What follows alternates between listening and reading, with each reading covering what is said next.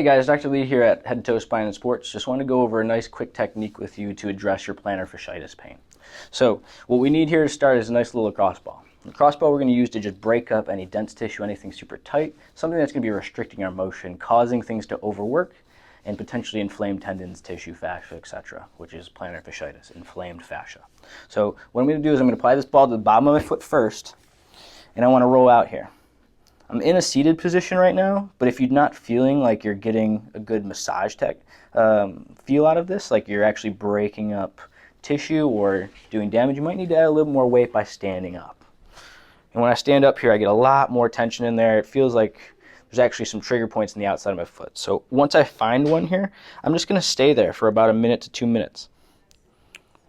Generally speaking, if you add motion to this as well, you're going to break stuff down. So I can move my toes up. I can splay them out, I can bring them down, try and accordion them a little bit. I get a couple pops. Some of that tension actually died down from that. Don't be too surprised if you get pops here. It's totally okay. Another spot that I want to hit for plantar fasciitis is going to be my calf. So if we take that ball, especially for me, this outer part of the calf gets really cranky. So if I put the ball right here just behind my fibular head, it's a nice trigger point for me. For you, it might be a little more middle, maybe on the other side. Just explore. Once that ball is there, I want to stack my other leg, and that just puts a little bit more pressure on it. It's going to relieve that trigger point.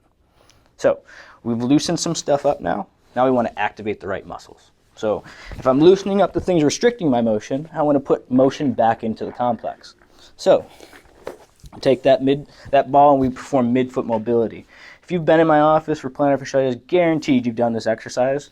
But there's some intricacies that we want to do correctly here. So what we want to do, keeping that ball right underneath that middle toe, we want to wrap around the ball here. So this is supination, we call this.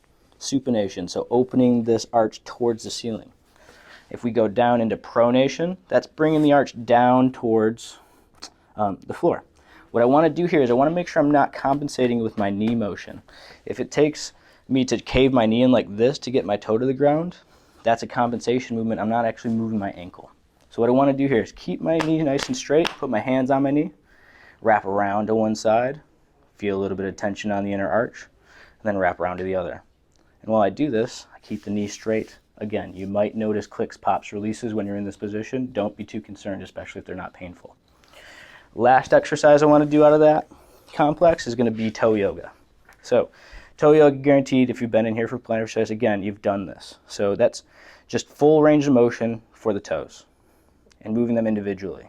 So easiest way to start is lift your big toe up, let it go down. Lift the little toes up, let them go down. Lift them all up, splay them, spread them out, and then drop. You can bring them up and you can accordion. There's so many different things. Anything you can do with your hands, you should be able to do with your feet. And that's just a general rule of thumb to make things more improved. So if you're having any questions with that, or those 3 exercises just aren't dealing with your plantar fasciitis pain the way you expected, just call us at the front desk. We'll get you in. Thanks, guys.